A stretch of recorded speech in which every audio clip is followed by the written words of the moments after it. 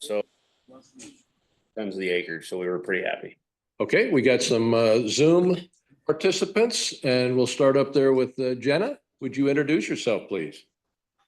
Yes, my name is Gina Erickson. I live in Santa Rosa. I've been on the city council for 10 years.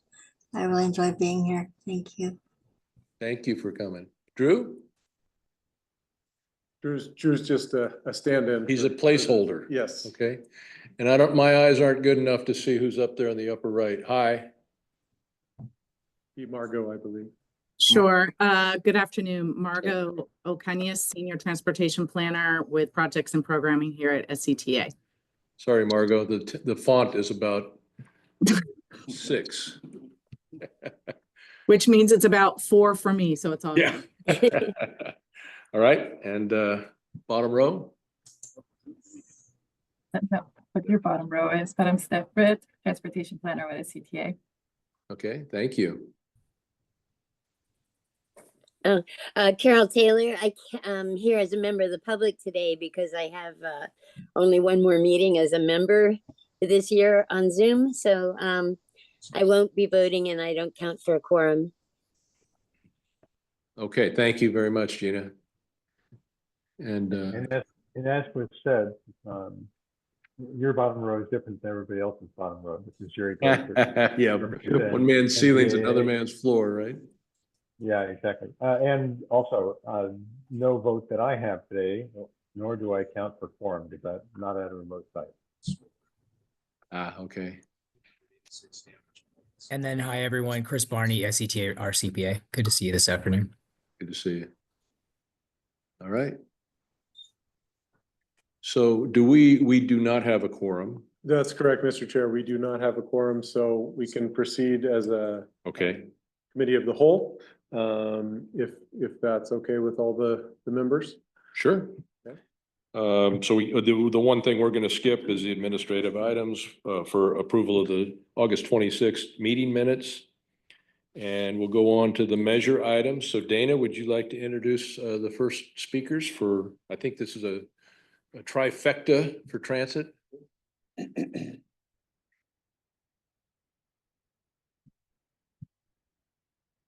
One moment as I pull that up here.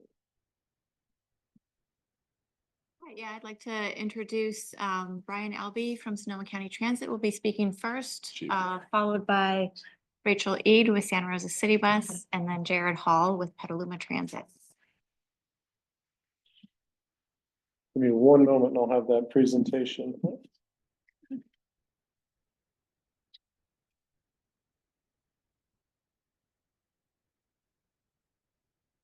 Let's see which one. Cataract surgery. Yeah, you can see some.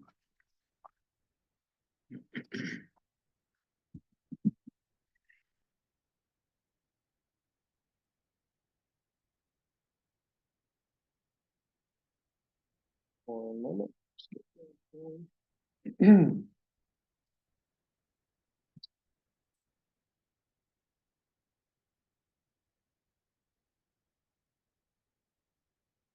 I think we've got one or two that's popped up remotely that we didn't get to. Did I see Steve up there? Yeah, I came on late. Sorry. Okay. And do we count him as part of our quorum? Got to have a quorum in the room. In the room. Okay. I'm afraid. All right, Steve, we're not going to be able to vote on the minutes. And if there was somebody else that popped up at the last second, I can't really tell. But we don't have a quorum for the approval of the minutes. And we're just going to go on to Brian's transit report. Great. Thanks, Brian. Welcome. Thank you. It seems like we were just here for the year already. So my goodness, it's a very, very quick year. It's been a better year for transit than it was in 2023. Actually, the last 4 years have steadily gotten better as we've crawled out of the effects of the pandemic. As soon as we get our first slide up there. You see it? I guess there we go. Okay. You have the remote? Oh, yes. Okay, here we go. There we go. Okay.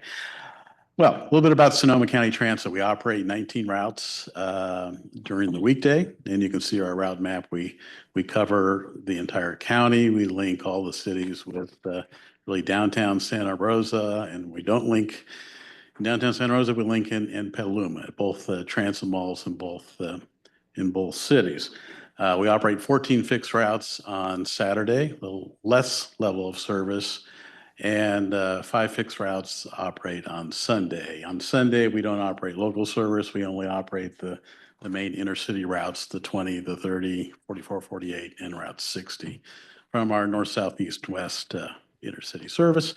In 2025, this current fiscal year, we have budgeted and plan to operate 120,000 fixed route service hours. Recent developments in August, almost, I could still say last month, we introduced free ADA paratransit service along our local routes. This was a recent change because we have local routes in all the cities except Santa Rosa and Petaluma. Now we have local paratransit, which is free. And so all the local routes are fare free. So now paratransit in the same areas are fare free. And also in August, we introduced free ADA paratransit service for veterans and college students would also ride fixed route services at no charge. Our fleet electrification efforts continue. Currently, we have 9 buses in the fleet. We received 3 35-foot BYD coaches back in March. We have 1 30-foot, 2 35-foot coaches that are on order that will be delivered in September 2025. And then we're going to the 40-foot coaches. This will be the first for us. The first 5 coaches will be here in July of 2025, followed by 7 40-foot buses that will be here in November 26, followed by 4 40-foot coaches in early 2027. It takes about 2 years to get a bus once you get them ordered. So that's why they're so far out.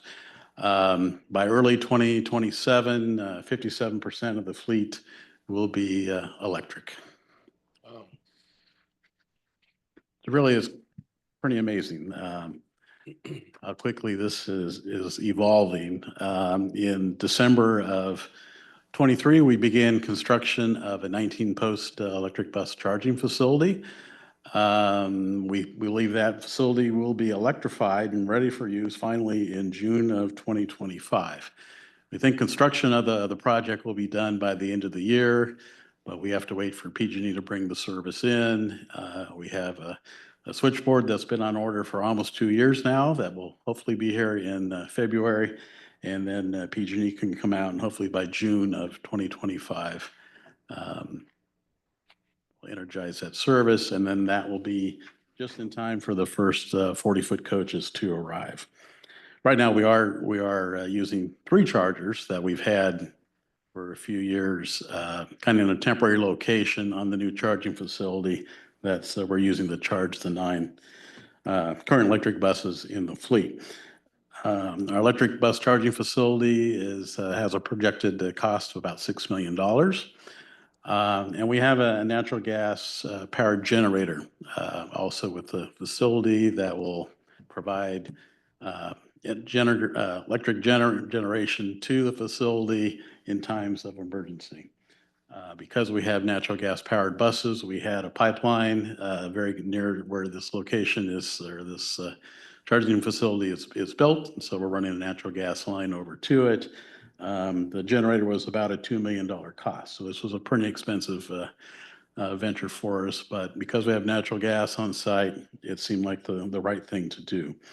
In early fiscal year 25, this year, Sonoma County Transit, or Paratransit, took delivery of 6 new cutaway minibuses and 3 minivans. And in fiscal year, or by June of 25, we'll add to that fleet of fixed route and paratransit cutaway coaches.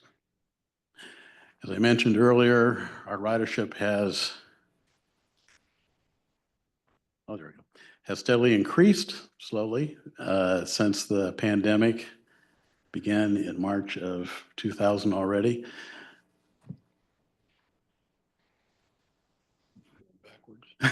There we go.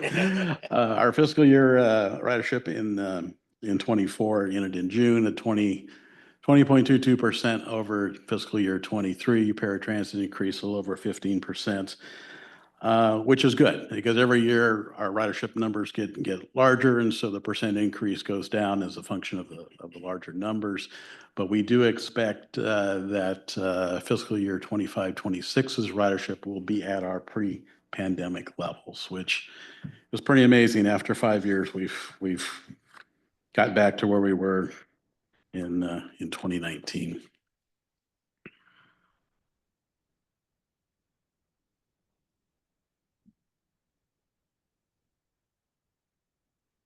There we go. Fares. As I mentioned earlier, the fare-free program, this is on all of our local routes, which serve Sebastopol, Windsor, Healdsburg, Cloverdale, Sonoma Valley, Roner Park, and Cotati.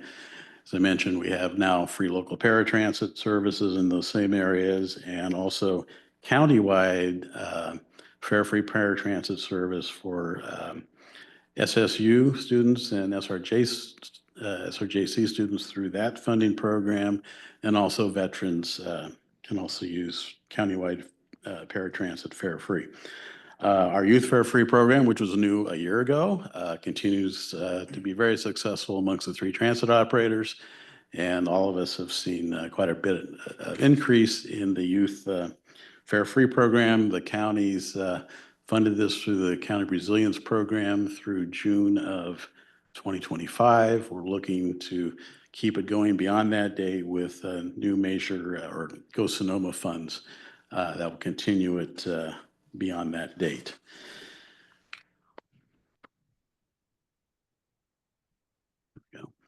In fiscal year 24, we received 16 million or 1.6 million in Major M funds. All of our Major M funds go to fixed route and paratransit operations. The amount of money decreased a little bit this year as retail spending slowed in the county. It decreased about 2.4%. And it equaled about 8% of our county fixed route and ADA paratransit operating budgets. That number has been pretty consistent. And our outlook, as this committee is interested in where we go from Measure M to the new Go Sonoma funds, we're projecting that we'll have about $1.65 million in new funds beginning in fiscal year 26. Of that, we anticipate about $330,000 will go to support the youth fare-free program and the other local fare-free programs that we have. And the remainder will go towards enhanced intercity service on routes 20, 30, 44, 48, and 60. These are our main intercity routes that connect the county to downtown Santa Rosa and Petaluma, and also coordinate with smart stations in Windsor, downtown Santa Rosa, Roner Park, Cotati, and Petaluma.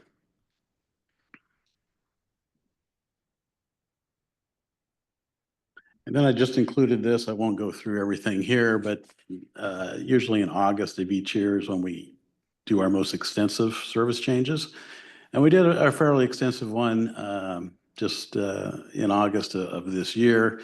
And this lists by route all the changes that were made for the system. So I won't go through it, but if you're interested in kind of all the intricacies and changes we make over the course of the year, or I guess in August, our next scheduled change, what I don't anticipate will have very extensive changes, will be in early January of next year.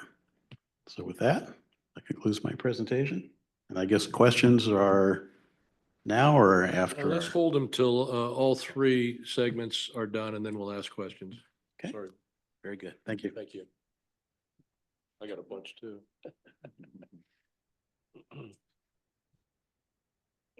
Hello, it's good to be back. And like Brian said, it does feel like we were just here. I had that same thought.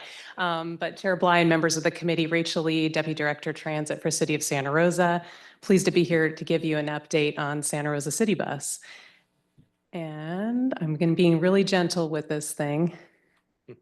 Seems to be a little delay. There we go. Hopefully it stays on that slide. Actually, I'll keep going one more. Okay, so as you likely know, Santa Rosa City Bus operates 14 fixed routes throughout the city of Santa Rosa. For the most part, these routes run on about 30-minute frequency. We do have 15-minute service on some of our main corridors. Mendocino Avenue is currently at 20-minute service, but heading back towards 15, as well as Sebastopol Road. We do also have a few routes that operate less frequently at 60-minute headways, but by and large, we're trying to push that frequency closer to the 15 and 30-minute service moving forward as we recover from the pandemic. We operated about 72,000 service hours in 2024. We're hoping to increase that a little bit in the current fiscal year, but that remains to be seen due to some challenges I'll talk about in a slide or two. We also operate deviated fixed route service in Oakmont, and that's through a 50-50 partnership with the Oakmont Village Association, where we partnered on that bus route for many years. We operate Santa Rosa Paratransit as well as the Santa Rosa Transit Mall, which is a regional hub served by 4 transit operators, and we provide frequent connections to SMART and the Amtrak Thruway bus service out of the Santa Rosa Transit Mall. It is a major facility. There's about 3,000 bus trips combined with all the operators every week coming in and out of the Santa Rosa Transit Mall. So it's a very busy facility between all of us. And like others, we continue to restore our frequency that we reduced during the pandemic. Currently, that's being, actually, I'm going to talk about it on this slide. That's the biggest challenge we've had has been bus operator recruitment and retention. I think we've started to get our hands around that a little bit. We're doing better, but now we're having a vehicle-related challenge. We are a Proterra customer, and as many of you know, Proterra went bankrupt last year, and there's been a lot of ripple effects from that bankruptcy in terms of supporting our electric bus fleet and how we move forward in our electric vehicle program, which I'll also talk a little bit more about. But as we get through those challenges, we will be restoring some additional service. All right, so in terms of recent developments for CityBus, I'm going to start with security, and it's not the most positive topic, but I think it's one of the most important. We've seen in Santa Rosa and in the CityBus system since the pandemic, a real uptick in challenges related to safety and security in and around the transit system, including facilities and to some extent onboard buses as well. So we've placed a lot of emphasis over the last year or two on really shoring up safety and security and the public's confidence that they will be secure on our system. So that's included adopting a new code of conduct and then developing processes and procedures internally within the city of Santa Rosa and with the SRPD to enforce that code of conduct where we need that assistance. We've upgraded all of our security cameras, which, you know, we had good coverage prior, but we have these new cameras that the definition is great, the audio is great. So if we ever do need to follow up with SRPD on an incident, we've got a good way to do that. We have 4 dedicated staff at the transit mall throughout the week. They're not all there at the same time, but we all 7 days have staff on site, as well as now a security guard there Monday through Friday. One thing we've also spent a lot of time on is developing our partnership with the City of Santa Rosa Violence Prevention Partnership, which is a really fantastic program that works with agencies and organizations throughout Sonoma County around youth violence specifically. And that's something that we've definitely spent more time on, especially with some of the uptick in gang-related activities we've seen in Santa Rosa. Some of that has overflowed onto the transit system. So I just wanted to highlight that because it is a major area of emphasis as we move forward where we're spending additional resources. I think last year when I was here, I talked about the Transit Mall roadbed rehabilitation coming up, and that project is underway as we speak and going really well. So first time in 30 years, we've had the chance to rebuild that roadbed. It really needs it. We had pieces of concrete rocking as the buses were going over them. So we're very pleased that project is underway. And hopefully late October, we'll be reopening and moving back into the transit mall with a nice fresh roadbed for the next 30 years. Hopefully, I won't have to do that project again. Our real-time bus arrival information system was replaced last year, and that's a system that's really critically important to the riders. That's how through text or app or our website, they can find out where their bus is in real time at any time in their trip. And we had put a system in 2012. It was time to replace that system. And so we were able to do that with some technology upgrades that have made the system even more user-friendly. And we also did that in conjunction with developing a new website for CityBus that incorporates that real-time information. And I think that's going to be discussed a little bit later as part of Dana's presentation as well. Couple more developments on the electric bus side. We're about to kick off phase 2 of our electric bus charging infrastructure. We received assistance funding that through SCTA, which we're grateful for. That'll open up another 10 charging locations for a total of 10 charging locations for our buses. Concurrently, we're putting orders in place for 12 more electric buses, which, as Brian pointed out, we'll be seeing them 26, 27. At that point, it's similar to Sonoma County Transit. About 55% of our fleet will be electric when those buses arrive on site. We also were fortunate to receive some grant funds through Affordable Housing Sustainable Communities Program, as well as RM3, again through SCTA. Oh, sorry. Awesome. Yeah, I thought that was just me feeling that echo. Thank you. This is much better. I was like, I hope not everyone's experiencing that. Great, thank you. So we're going to be doing some work on our facilities, on our bus stops over the next couple of years that I'm really excited about. A lot of them are really in need of a refresh and a facelift and some additional amenities for riders. And so that'll include the Transit Mall, the Coddingtown Transit Hub, as well as a lot of bus stops along our major corridors. And then the final item I'll just touch on, because Dana's going to talk about it as well, is we're really excited this fall to be one of the 2 prototype sites in the Bay Area for MTC's regional mapping and wayfinding program that's going to install some prototype signage for transit wayfinding. And we're one of the test sites along with the downtown Santa Rosa Smart Station. So we're very excited about that.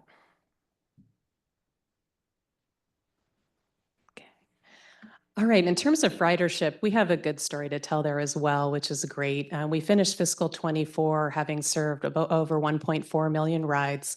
That was a 10% year-over-year increase from the prior fiscal year. We also saw about a 10% increase in paratransit. One thing I wanted to highlight is the success of the youth program. We're entering our 4th year of the Free Fares for Youth program, and it just keeps growing. We assumed it would plateau at a certain point. It hasn't yet. So, prior to the pandemic, we were serving about 250,000 youth trips per year, and we've recovered all that ridership and then gone well beyond it. We served 420,000 youth rides last fiscal year. Right now, we're at about 80% of our pre-COVID ridership, and we're about 80% of our pre-COVID service hours right now. So it's nice that those numbers match up. That's a good thing.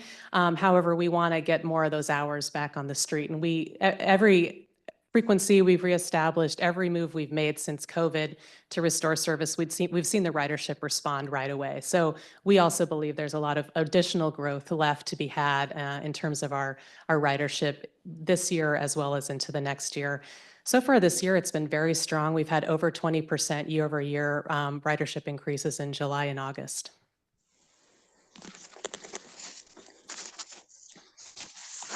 I'll just touch on fares briefly. There's a lot in common with the information Brian presented because we, of course, try to be coordinated in our fare programs whenever possible. So I talked about the Youth Fare Free program. We also have the Unlimited Pass programs for JC students, veterans. Our paratransit registrants can also ride fare free, as well as County of Sonoma employees through a reciprocal program with the City of Santa Rosa. And we have some additional partnerships in progress. And one we're really excited about through the Affordable Housing and Sustainable Communities Grant is a new partnership with Tierra de Rosas in Roseland to provide fare-free access to CityBus for all the residents in that new housing development. So when that program or project comes online, everyone will have access to CityBus for free. And you can see in the pie chart, we just wanted to demonstrate, between these programs, not quite half, but nearing half of our riders are riding fare free at this point in time. And of the 56% or so that are paying a fare, many of them are also making use of a free transfer. So if they are taking multiple trips, in many cases, they're not paying for that second trip. So there is sort of an additional increment of free access that's incorporated within that part of the pie chart. In terms of Measure M, we received over 1.1 million in Measure M last fiscal year. That was a little bit of a decrease, as Brian pointed out. Similar to Sonoma County Transit, Measure M makes up about 8% of our operating budget and is used also for fixed route and paratransit operations. And yeah, it's a very important ongoing stable source of revenue for us that's very flexible and can be used for operating. So we really appreciate that long-term investment and look forward to Go Sonoma. I did not prepare a slide on our plans for using Go Sonoma funds, and part of that is we haven't taken that through our city council yet. We're also waiting to see some of the recommendations that come out of the mascots planning study that Dana will touch on, because I think that will influence some of how we prioritize those Go Sonoma funds. So we'll be definitely coming back next year, if not before, to talk to you more about that. All right, I'll hand it over to Jared. Thank you.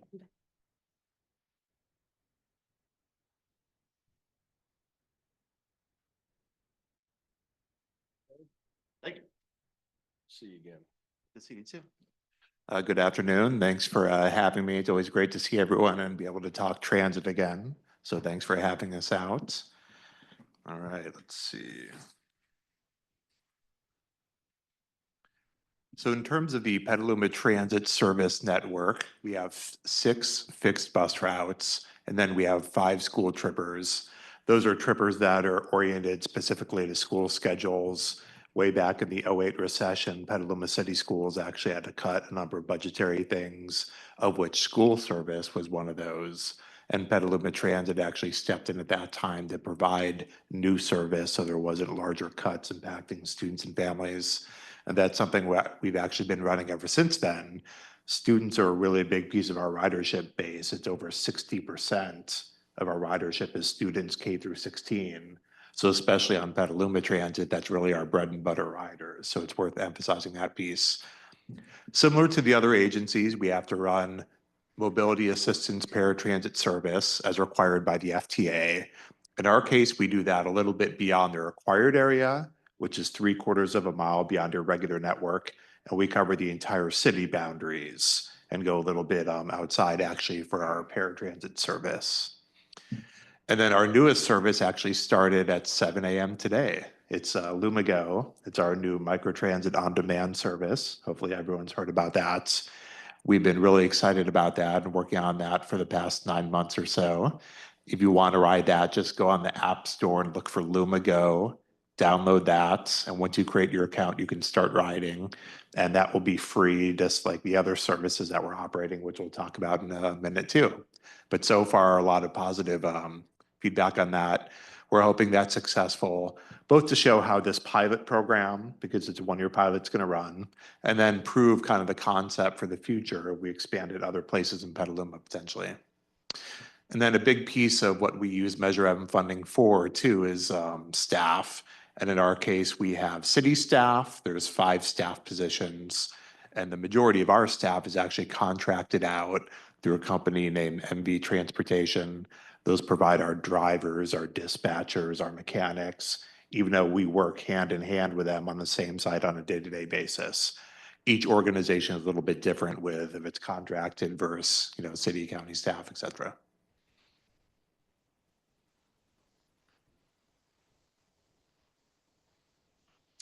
So here's the map that you can see. This doesn't have the trippers, but this is the overall fixed route system. The purple line that's going north-south in the middle is Washington. So I know it's kind of hard to see the exact breakout of it, but to give you a spread of kind of the geography that it covers, it goes on that yellow route, number 24, all the way out to Kaiser. It goes on Petaluma Boulevard on route number 10 to the outlets.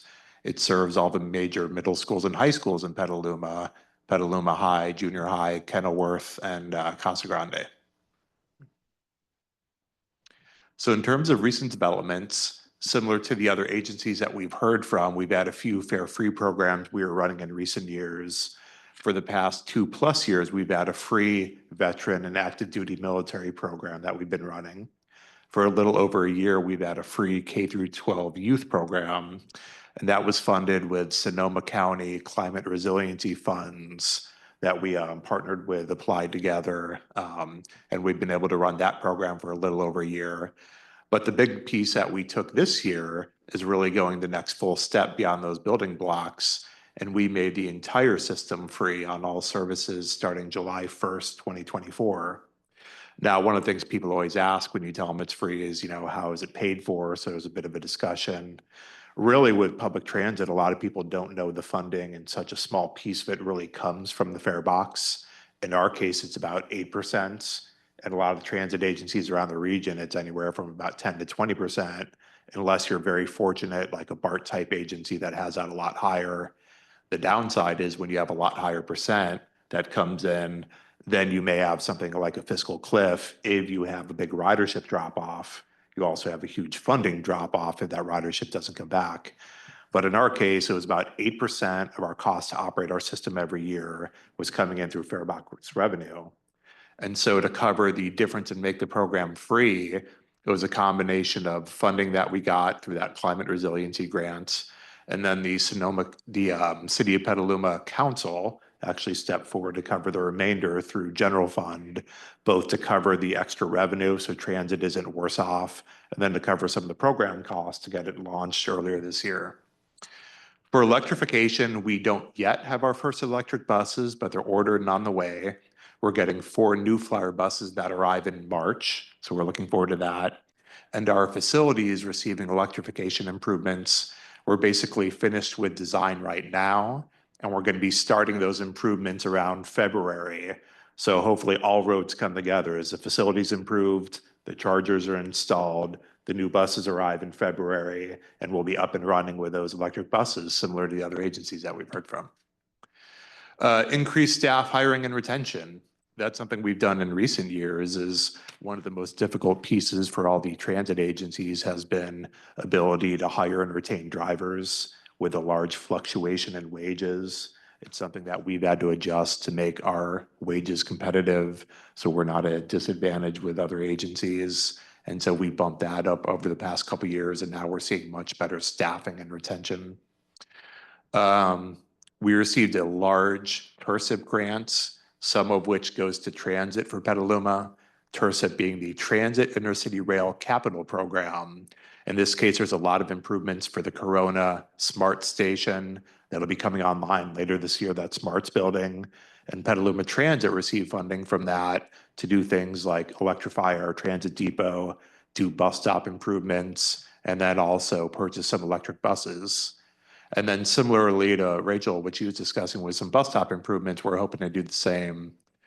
We also have a large amount of funding and a couple of grants to put in new shelters throughout town to replace outdated, antiquated ones and improve new stops.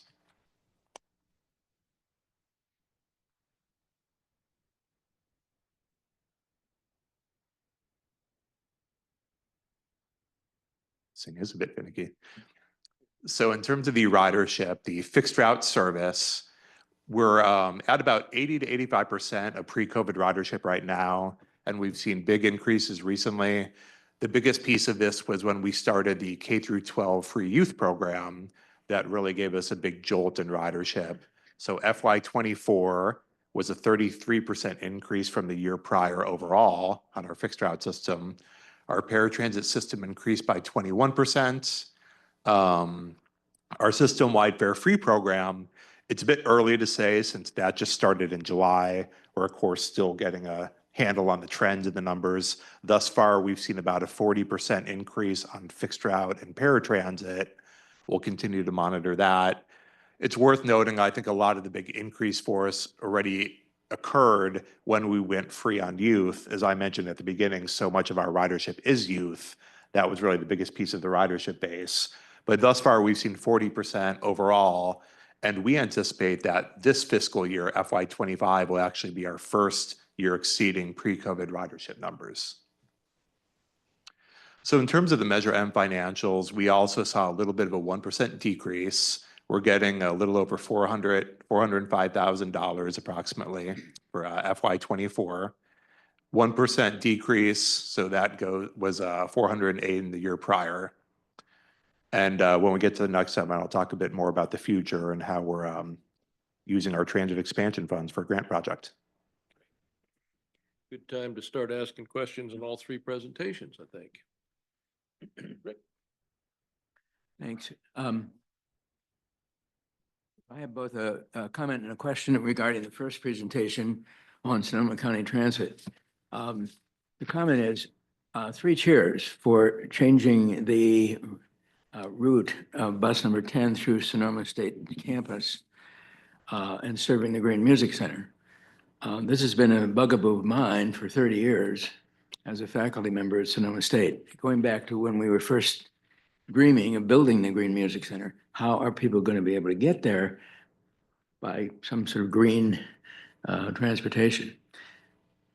It's just not practical to expect people to walk all the way from the stop at the main entrance to the campus on East Cotati Avenue over to the northeast corner where the Green Music Center is. So congratulations on doing that.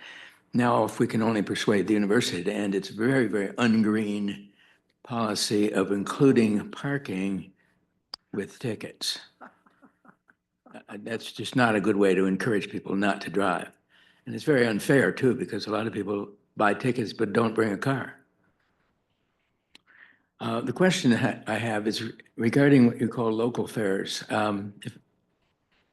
If I understand correctly, what you're talking about there is if somebody gets on the bus in, say, Sebastopol and rides only within Sebastopol or any one of the other cities, that's free. But if they want to ride from Sebastopol to Roanoke Park or any other thing, they have to pay. Is that what you mean by local fares? Yeah, the local route in Sebastopol is Route 24. You can ride that route free. If you transfer to the Route 20 to come into Santa Rosa, then you pay the intercity fare. I see. Okay, thank you. I do have one other question that applies really to all 3 of these presentations. I assume you were interested in knowing the effect on ridership of your free fare programs, but I'm wondering how you measure that exactly, because you are doing other things as well that might affect ridership, like changing your routes or the frequency of the routes and so on. How do you sort out the effect of specifically the free fare programs on your ridership? I'll take a first crack at it. You, of course, can do things like surveys and ask questions, but you're never sure how accurate completely those are going to be. I would say the answer is you don't know entirely, because usually as an agency, you're not doing anything in a vacuum. You're usually not keeping the service completely static and just making it free. You're often doing some sort of change that's modifying service, adding service, doing new marketing, branding programs. So you kind of take a guess at it along with other trends for the region, trends for other agencies. But I would say it's some combination of those factors, because you're usually never making that step from fares to starting a fare-free program of any sort in a vacuum. But that's kind of my observations, thoughts. Yeah, I would just add, I think it's particularly, I agree with everything Jared said. I think it's particularly hard in the last few years because we've all been, service has been recovering from COVID. You know, prior to COVID, our systems were pretty stable. We might be making some changes here and there, but we could kind of isolate for the effect of a route extension or whatever. And so the Fare Free program, you could give it a lot of credit for any change, but there's so many different things going on right now in our service. I think it's hard to completely tease out. We did do a survey of youth ridership when we were about a year out from initiation of our Youth Fare Free program in 2022. And so that was an attempt to kind of get a sense of who's riding. Were these youth that were already riding? Were there new youth riding that hadn't ridden the bus before? And that was actually really helpful to see that it wasn't just the same youth riding more, although that was certainly the case. There were actually new people on the bus who had never been on a bus before, and we could get a sense of how many days per week they were now riding versus prior. So the surveys, I think, can really help with that. But, you know, I would agree it's hard to really completely nail it down right now. And I guess before the pandemic, we had all the local routes, with the exception of Roanoke Park and Cotati, were part of the Fare Free program. We saw, I think, a 54% increase in ridership. And, you know, that's really told us that, well, this really is worked out, and it helped sell it to the local entities that help fund the program. Since the pandemic, we brought in Roanoke Park and Cotati. Ridership on local routes has continued to increase, even before what it was before the pandemic. And so, you know, we watch ridership every day. Every day we track what's happening. And really, we're not taking surveys. We don't do some other things that people have mentioned. We just watch ridership. And we do get feedback from riders, like your feedback about the Green Music Center. I mean, that's good. We like to increase service at night to coincide with some events going on in the future. That is something we just started last month. But really, and we always have, in Sebastopol, we have a lot of senior riders. In other places, we have just youth. And so the demographics change over time as well. And so I guess as long as we see an increase in ridership, if we don't see an increase in ridership, then we have to figure out why we don't see that, particularly now since things are picking up, and especially with the free fare programs. Thank you. Okay, Rosa? thank you. Yeah, I have a question, about the fare box contribution to your budget. We heard Petaluma about 8%. And have you considered replicating, the Petaluma experience, implementing, a fare free for everyone, especially, with the close of implementing the Go Sonoma, I think, the transit will have a bigger chunk of funding, Take that one. Yeah, I went first last time. I was to give you. I guess during the pandemic, all of our services were free, fixed route and paratransit system-wide. And so that was kind of our first test of course, it was an odd time, ridership was down, but we had a fare-free system. And now that ridership has really rebounded, the majority of the county's fares come from intercity routes. And so I would say about probably 75% of the fare revenue comes from the intercity routes. The rest come from the free routes, and so the local routes. And so that's we would need a large subsidy to of course make everything free. And we really don't get a lot of comments about it, that people aren't riding because of having to pay the intercity fares. But we did it for a while, kind of an odd time during the pandemic. And I don't really know, with a system-wide free fare program, then you have people that are riding just to ride, which is okay. But we had some of that during the pandemic, and other systems that have done is totally fare-free. They have people that ride all day with real no purpose of going someplace. Now, we haven't seen that so much on the local routes, but on the intercity routes, we did have some of that going on. But you did not answer my question, about the fare box contribution to your budget in general. You mentioned 75% of the intercity, to quantify it, how much are we talking about? Probably about $1.2 million. $1.2 million. $1.2 million. Thank you. Yeah, and for CityBus, it's about $1.5 million for our fare box revenue in an average year now. And so a lot of the same issues apply. We would need to find a way to backfill that revenue in our budget, or else, we'd cut service, which of course nobody wants. I think the other issue for us is just the potential additional cost of offering free paratransit, which, is a very important but very expensive program to run. But if our system was totally fare-free on the fixed route side, the paratransit system would be as well. And we're seeing some real cost pressures in that area. And so that would be an additional cost above and beyond replacing the lost fare revenue. So I think that's another piece that we would have to study very carefully. I will say that we have here in Sonoma County the lowest local bus fares in the Bay Area by far. And we haven't increased fares in 12 years. So I think we're trying to keep the fares as low as possible, and we do have a number of discount programs on top of that, like Clipper Start and, the half fare programs. So I would say most of our riders are already riding free or at a discount, and that may be the best we can do for the time being. But those are the primary issues. It's refilling the lost fare revenue and then the paratransit costs. Great. Okay, we're going to go Gary, and then Jeff, and then Steve. What's that? Yeah, Jerry, Steve, and Carol. Yeah, Jerry, and then Jeff, and then back to Steve. I'm just trying to get my mouse to the right place here. I'm sorry I couldn't make the meeting. This the presentation that I'm most interested in during the year. So I wish I could have been there. My questions fit in a number of bizarre places. I'll just rattle them off and then you guys can pick them up. I'm interested in electric buses and one of the first school bus in California was certified as a result of work that I was working on. And the Flyer bus is their first bus also. I did all the testing on that one.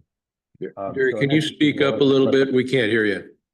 Yeah, can you hear me any better that way? A little better, Is that yeah. okay? Okay, good. One question is for the electric buses, I was just curious as to what the charge rates are turning out to be on the electric buses. Let me just go through the questions because they're from a very short answer. Brian, you talked about enhanced. I just want to know if enhanced means shorter headways or if it means something else. And I've noticed also, based on our headways, the new signs that we'll be seeing at our transit center, most of our routes will show up as black lines as opposed to any of the other colors. Some of the city buses will show up differently. I've been arguing with them that the breakdown that anything over 30 minutes is black because it will look black in a lot of cases. The most recent survey that was also done with the MPC, the single most important thing to riders was frequency. The second most important, so you can say that what you've been working on is the right thing. For populations that are Hispanic and Chinese, it's safety. There are many people who are not taking public transit because of safety, but the frequency is the one that is most important. One of the questions I have every year, and I'd love to have it in the report out, is what the cost is per ride, per passenger, for each one of our services, each one of our agencies. And then also, what's the cost per mile for each one of the vehicles that we use? I'm just curious about that because we'd like to find ways that we can get more service. One of the things that I've experienced lately is that SMART has become very successful to the point where I've been on SMART in standing room only. And one of the frustrations is I have to drive to SMART. If I go to Marin and we stop at the SMART station, there's almost always a Marin bus at the SMART station when the SMART train comes by. So I'm wondering, are we working on techniques to start coordinating a little bit better with SMART so we can get more riders? I actually had one rider, I handed him my MPC card, complaining to me about a parking at the Santa Rosa station, and it was a 2-hour parking, and why didn't why wasn't there better parking there? And I said, because the transit district, SMART, doesn't have control of that at that particular station. I believe that's the answer. And then one thing that I heard from all three of you was that you got less funds this year. And this is not for you, but in general, I'm just wondering whether or not we're running into a problem where our sales tax are going down as a result of an Amazon effect. And maybe for staff at some point to talk about that. All right. Thanks. A lot to unpack there. Thank you. Who wants to tackle any of that? Any or all of that? I can jump in on a few, and so I think some might relate more specifically to specific operators. So on electric bus charging rates, we found that our electric bus charging is pretty equivalent to diesel, actually, which we were happy to find, and that's continued. Our buses are operating really efficiently, and so we haven't seen a huge challenge around charging costs. And we're using the Sonoma Clean Power Evergreen program too. So, there is an additional cost there, but we're still able to manage it within our fuel budget. The question on charge rate, and what I'm actually asking is, how many kilowatts are you able to dump? That is, how fast can you charge the vehicles? That's the speed. Oh, the speed. Oh, I thought you meant like the rate. I'm always thinking about the dollars. Well, we can charge, I mean, I'm not a technical person. I have people on my staff that could answer that, and probably Brian and Jared could as well. But, we can charge one of our 40-foot electric buses with a 650 kilowatt battery in, 5 to 6 hours. So it's pretty fast in our charging setup. But again, not a technical person in that area. So I'll see if others want to chime in. I think they charge at about 230 rate. Basically, for a bus, that's about 550 kilowatts. You can charge it with one of our level 3 chargers in about 8 hours or so overnight. In our case, that works well. We don't run 24 hours, so we park them. And again, this is in theory. We don't yet have our buses. If you plug them in at 9, they should be charged by the next day at 6 a.m. with a level 3 charger. In our experience with our 35 and 30-foot coaches, they'll charge up in about a little over 2 hours, about 2.25 hours. And that gives a range on the 35-foot buses about 170 miles, and on the 30-footers about 150 miles. We expect on the 40-footers, they'll charge in about 3.5 hours. And we can have a range of, they say about 300, but we're really expecting about 240. So what's, just so I can put it in layman's terms, what's your run time before you need to charge? Well, when the bus only goes 240 miles, that's it. That equate to an hours of service. Well, it all depends on of course, the route. For local routes, that would be all day. For intercity routes, Cloverdale to Petaluma, that may be 4 or 5 trips. So what we'll have to do, and which we haven't done, any of us haven't done before, is that, with the CNG fleet, they have ranges of 450 miles per bus per day. So we would never do that. This really cuts our range in half. And so either during the midday, buses will be exchanged out for a fresh bus that's charged, or over time, we'll establish charging places at the Petaluma Transit Mall in Cloverdale, Sonoma Plaza, or out in Monte Rio at the end of the 4 intercity routes. So for intercity, is it fair to say for the most part, you need 2 buses to get through the day? For some routes, we expect that to be the case. Yeah. For Petaluma, our longest piece is about 220 miles. So we estimate by the time we get the buses and account for inefficiencies like running AC, heat, one of the biggest uses, we can just cover that over the course of the day with 1 bus. But it really has to do with each route and service. We're fortunate that we're running relatively lower speeds in a city with a lot of regenerative braking. We don't have a lot of hills, so the conditions are pretty conducive. It's harder if you're highway running, flat, high speed. You're not getting relatively as many trips and as much coverage as Brian mentioned. So it's really different with each agency and service area. Yeah. And I'll just chime on real quickly. We do about 14 hours, 150 and 170 miles on a single charge. So it's for the local service. It's been perfectly adequate. We usually have the buses coming back in with still about 20% state of charge. So, and that's with a new battery, right? And there'll be some degradation that we'll be keeping an eye on. But yeah, it's working. Okay. Thank you. And you can understand, the 3 of you understand the reason I asked that question. It's an infrastructure question because of the size line you need coming in from the utility and whether they can provide it to you as you grow. Yeah. I can comment just a couple other comments just on Jerry's other questions. Quickly, the point is well taken about the MTC wayfinding program. The signage they're developing indicates route frequency with a color scheme. And I think they're still kind of working on that. And I think they've heard the feedback about wanting to have some additional level of specificity. So this prototype phase will be a perfect time for additional public comment on that and comment from committees such as this. Our cost per rider, per passenger, pre-pandemic, it was like $5 a trip. It's probably 8 or 9 right now because we still haven't recovered to, the ridership that we had pre-pandemic. So we're still a little top heavy on the fixed costs, but we're heading in the right direction. And I remember Jerry asking that question last year.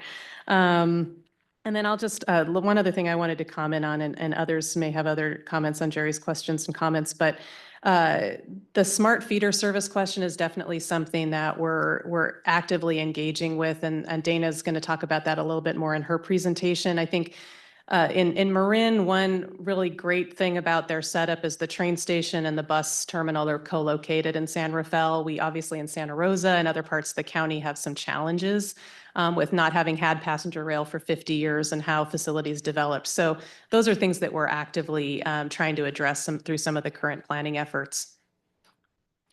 Quick question, I think, and that is if you've gone on some of your longer intercity routes, if you're requiring 2 buses to make that, is that a single driver or are you having to have a driver for each bus? Well, it's probably a single driver, but a lot of our shifts are split shifts. So a bus will come in maybe after 2.5, 3 hours, be there for 3 hours and then go back out. So some of our routes operate all day. And so, this is just something that we're going to have to figure out very quickly. And I think it'll be a combination of all the things. But I don't really see an increase in drivers per se, but I think it'll take more buses to provide the same level of service. Thank you. Yeah. Jerry, you happy with the answers? Okay, thank you. We'll go to Jeff and then back up to Steve.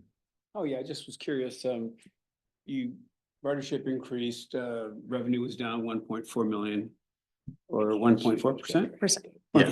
What percentage of that is fare box revenue from the free rides? Or is most of that from grant reduction and such? Oh, the 1.4% specifically? That was just a decrease in our Measure M allocation for this year. So, the good news about the fare free programs is they're all reimbursed. And so as ridership goes up, the revenue goes up. So that's been actually really helpful to our operating budget. Yeah, and I would agree.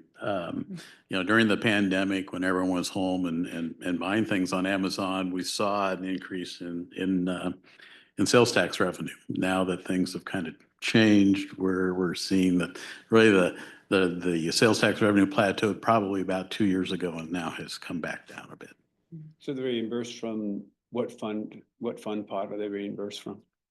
The free rides, are they coming from Measure M funds? The free rides, in our case, the local free rides, the uncollected fares come from the cities. We have an agreement with the cities. They provide that. The youth comes from the county resiliency fund.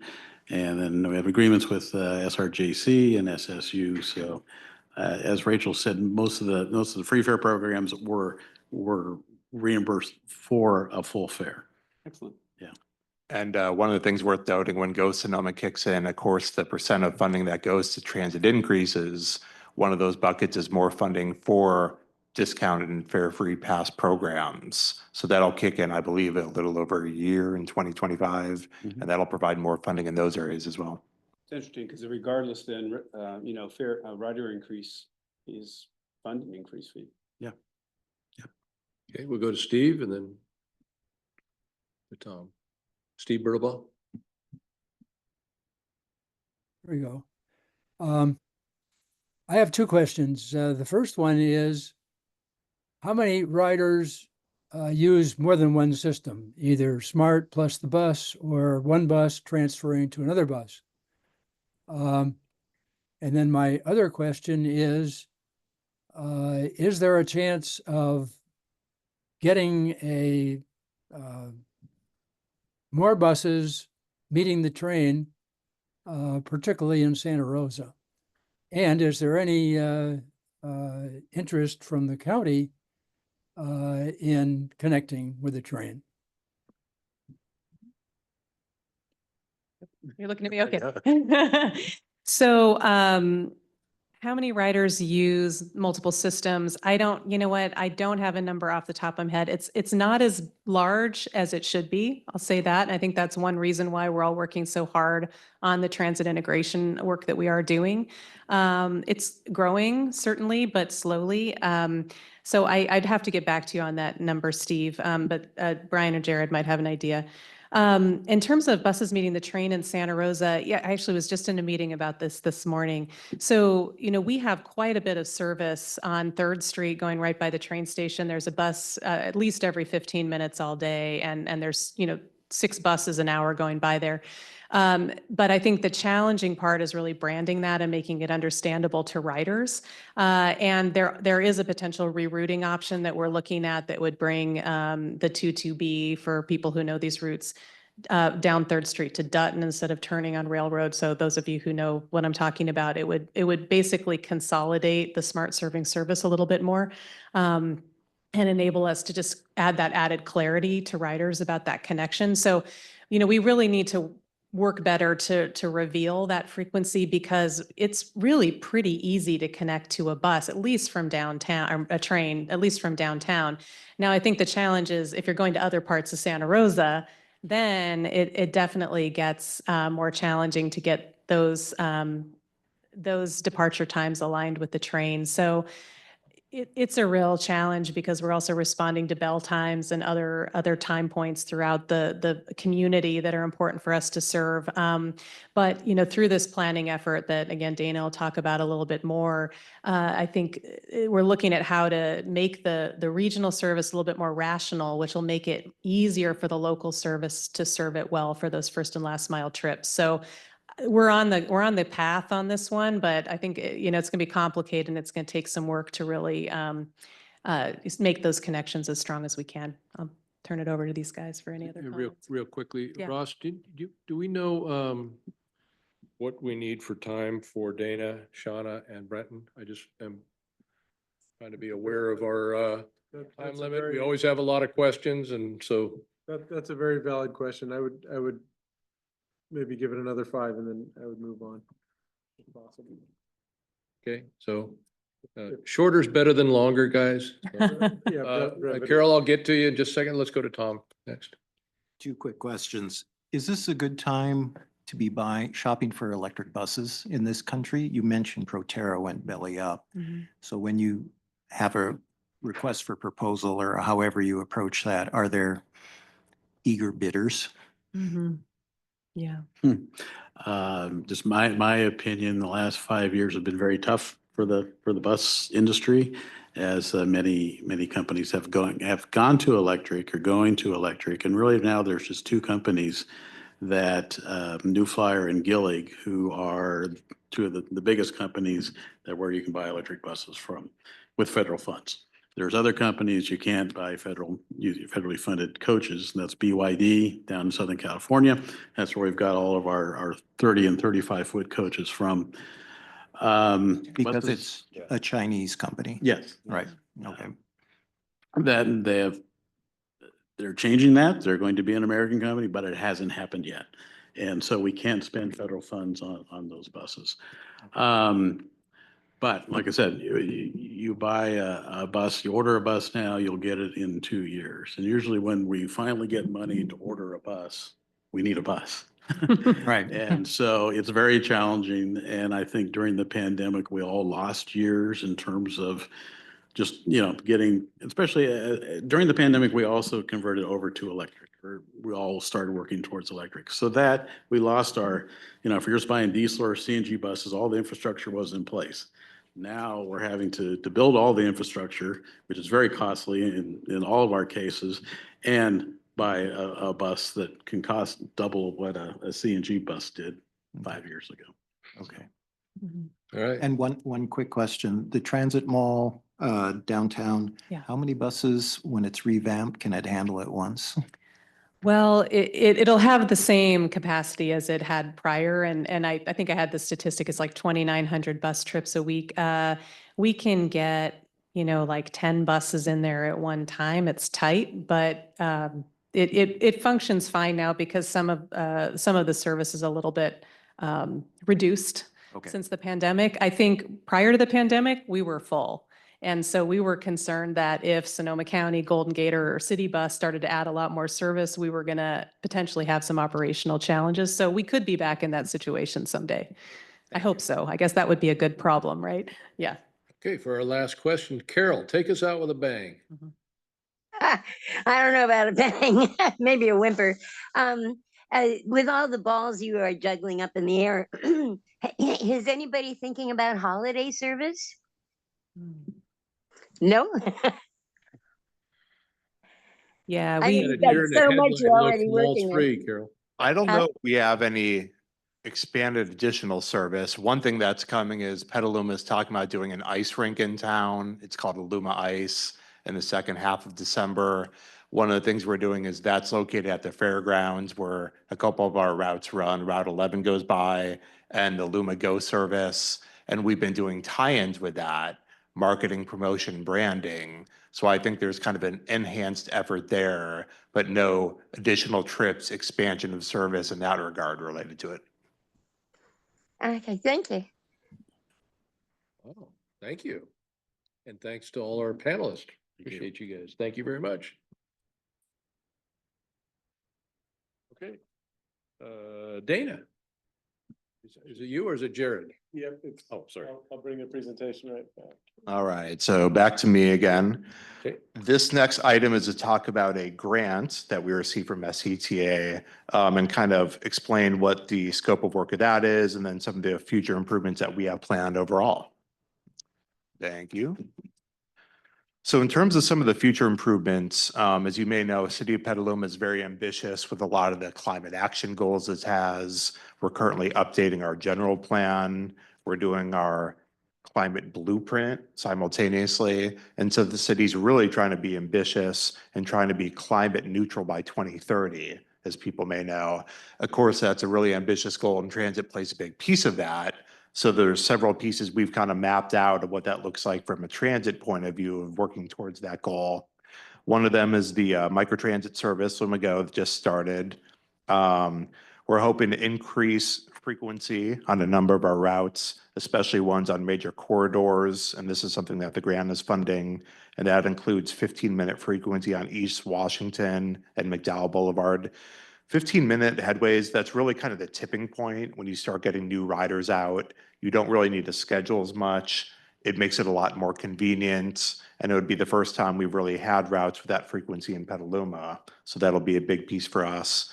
We want to expand the weekday service hours until 10 p.m. We talked about the fare-free system. That's something that started July 2024.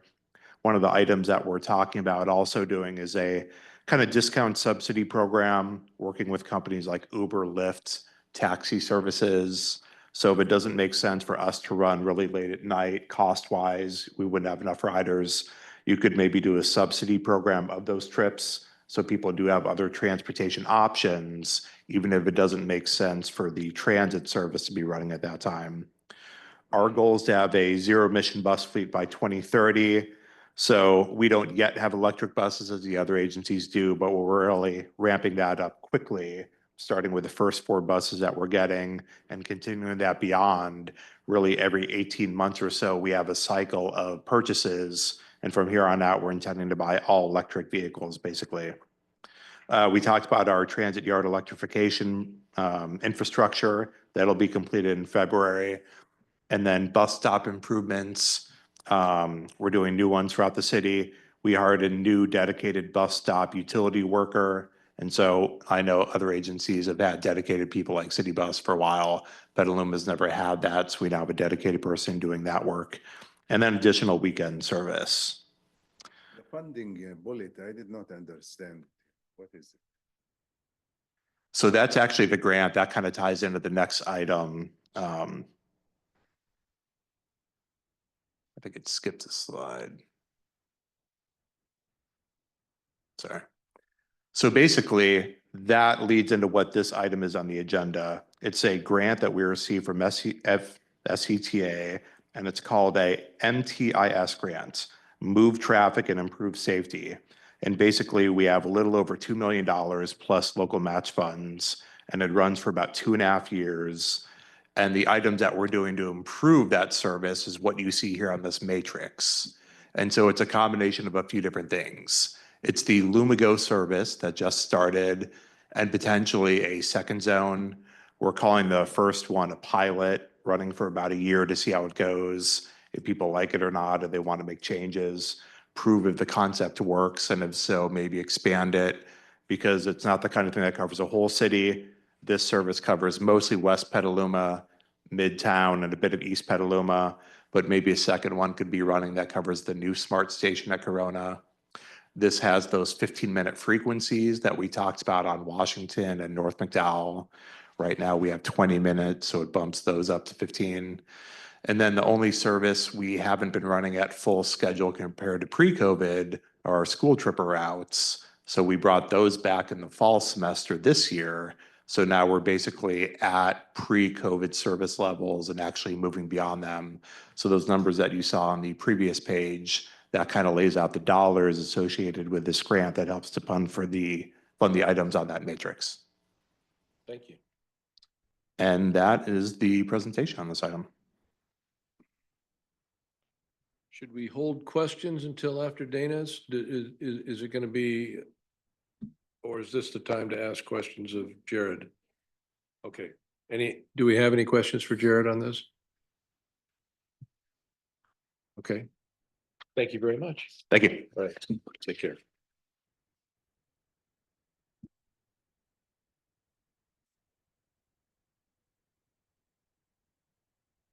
Dana.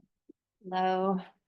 Thank you. Well, a lot of mentions of what I'm going to talk about, so a lot to live up to here. So I came to this committee in January to give an update on transit integration work that we are doing here in Sonoma County.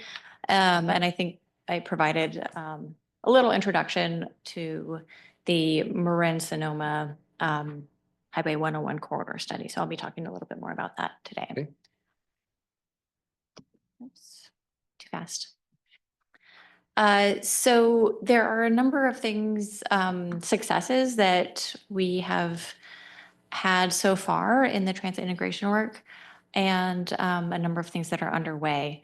I'm not going to go into all the detail here, but happy to answer questions about things if you have questions about any particular items. In general, we are working on a number of different areas, including service planning. In June, we completed the integrated transit service plan that looked at the 3 local bus operators and efficiencies in the route planning. We have some more data to collect kind of following that study and work to do before implementation. But we are also very focused on the Marin-Sonoma Coordinated Transit Service analysis right now, which I'll talk about in some slides further along.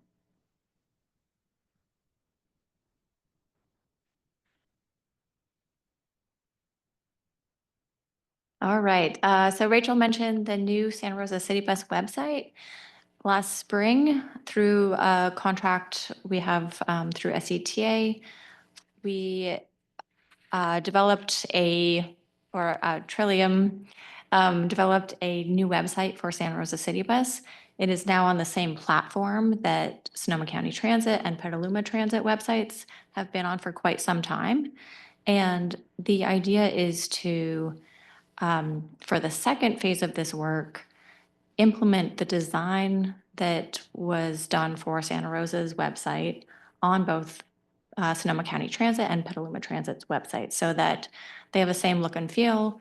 The information is found in the same locations, menus are consistent, and we also will be developing a single landing page for all 3 transit agencies. The agreement for that second phase is being routed right now, so we do expect work to start up fairly soon.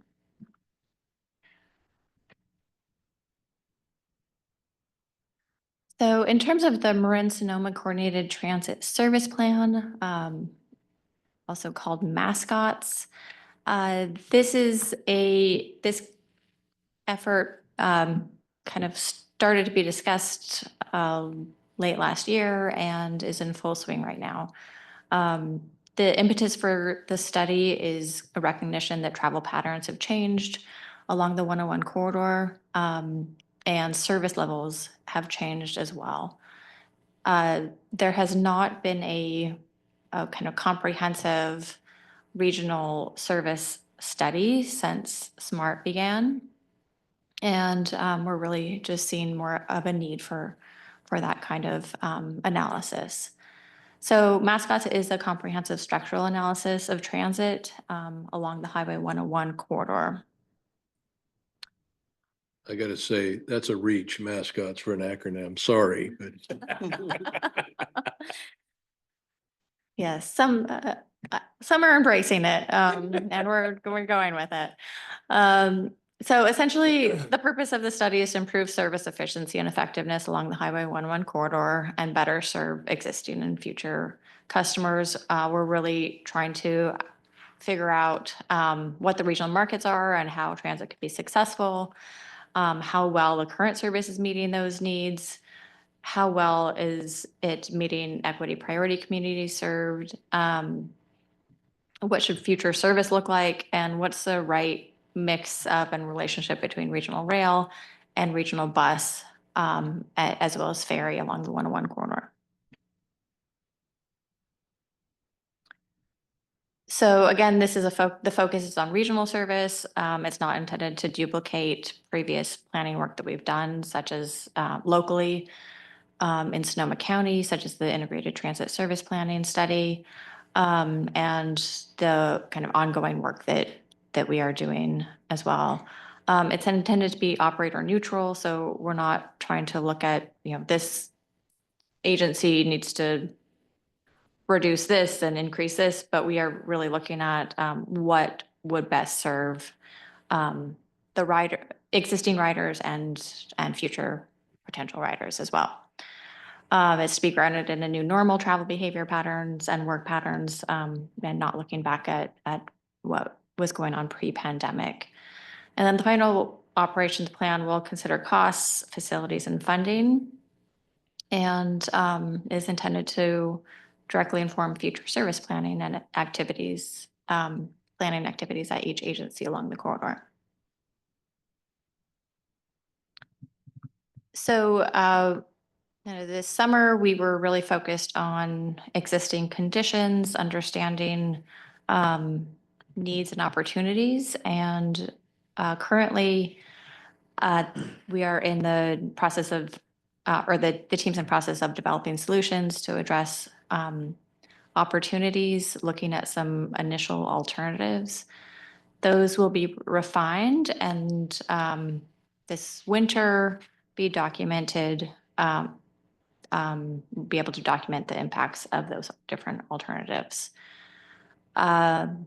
So a little bit out of date already. In November, there will be a board subcommittee convened, as well as introductory board presentations. So we anticipate this coming to the SATA board in November. And then November, December, there'll be preliminary recommendations presented to the subcommittee, and we're expecting final recommendations being presented to various boards in early 2025.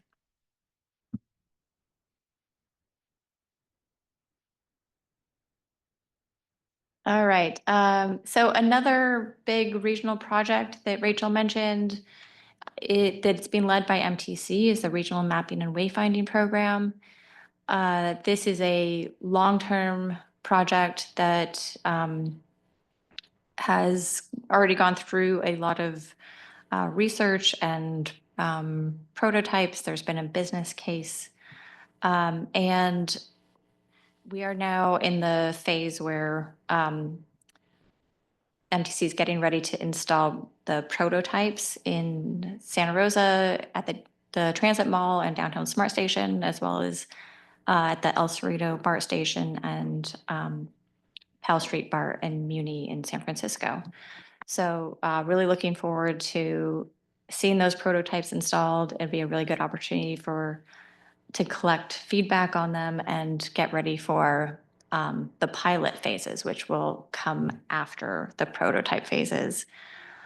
To just give a little bit of an illustration, sorry, this is still a little bit small, but hopefully you could get a sense of what the wayfinding signage will look like. The emphasis is going to be on the type of service rather than on the service provider. So It's really an effort to try to make the systems, the 27 operators in the Bay Area can eventually, have a wayfinding that is more navigable.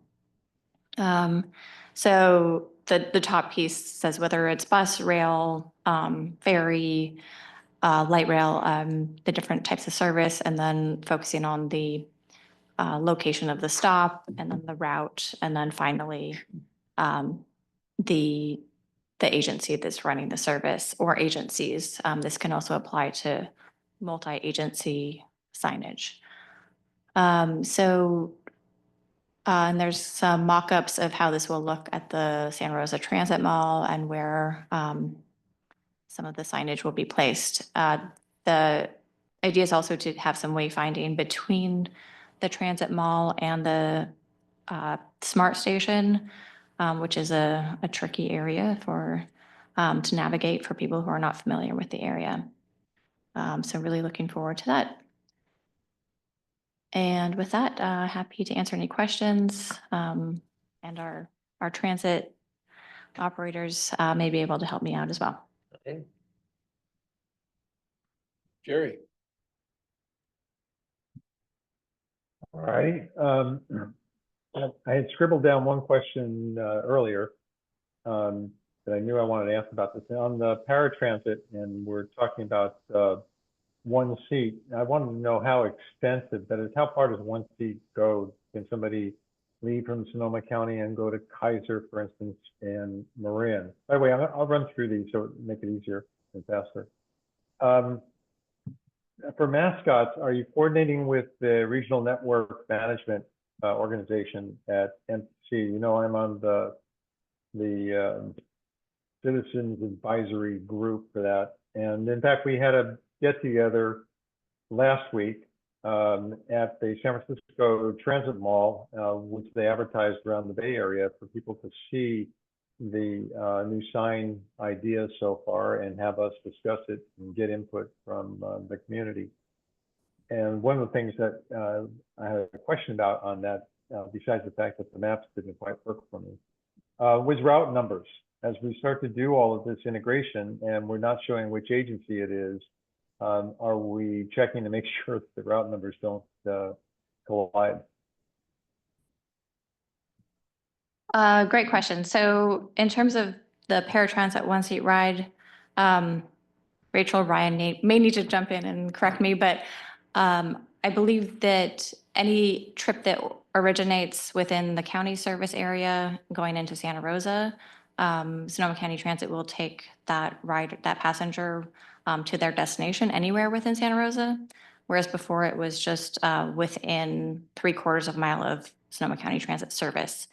And then for riders originating in Santa Rosa, CityBus will take them a certain distance outside of Santa Rosa. So there are certain destinations that are just outside of city limits that are very popular and are now being able to be served by one seat rides. Did I get that right? Okay, great. Sutter We don't Hospital's go between yeah. counties, but we're just within the county then, and for those two agencies when we talk about one seat. I'm sorry, I didn't hear that very well. Could you repeat your question? Well, we talk about one seat has the extent of between the county and the city, but it's not between counties or anything like that. That's correct. Yeah. And then you asked about mascots, coordination with the regional network management. And yes, there is coordination there. We do have representatives from MTC on the planning working group, as well as on the, there's a regular general managers meeting for mascots, and MTC has been participating in that. We've been discussing a presentation to the R&M council or committee. Sorry, I get them confused. One of those, and I don't think we've nailed down a date yet, but it is in discussion and we are planning for that. Thank you. By the way, I was just gonna point out one other thing. I haven't made any of the meetings, but I've noticed that there's a citizens group lately now that's meeting about North Bay Transit, and I didn't know if you were plugged into that. I'm not familiar with that. But I'll look it up. I'll send you the note that I got from it. Okay, great. Thank you. And then in terms of route numbers, for the local integration, Sonoma County Integration Service Plan, that it was a piece that we looked at, and there are a few route numbers that, we would need to update. On the regional level, I think that's been discussed, but I don't know if I'm not sure where the discussion is in terms of how to address that. Okay, thank you. And you're still up for funding. Yes.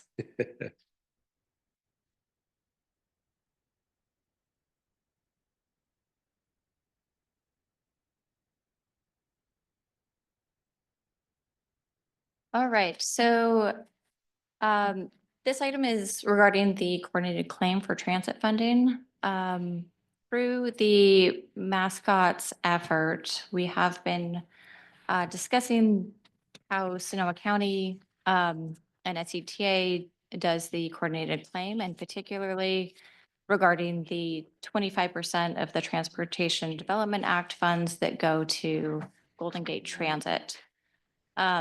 The question we have for the committee today, and what we've been bringing to other committees, is whether to move forward and make a change to the coordinated claim for the next fiscal year, which is 25-26. And that process would actually happen in the spring, or to wait until the mascot study is complete to inform how a change might be made. So the coordinated, and then I'm going to go through fairly quickly what the coordinated claim is, but that is essentially the ask of this committee to act now or to defer until later. So the coordinated claim documents distribution to transit agencies for the Transportation Development Act funds, which is major, kind of the majority of the operation funds for our local bus operators, as well as state transit assistance, the low carbon transit operations program, and it also documents Measure M funding.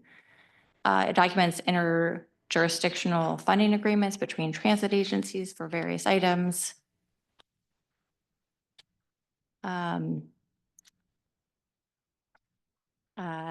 Including support for the transit mall and support for routes 44 and 48.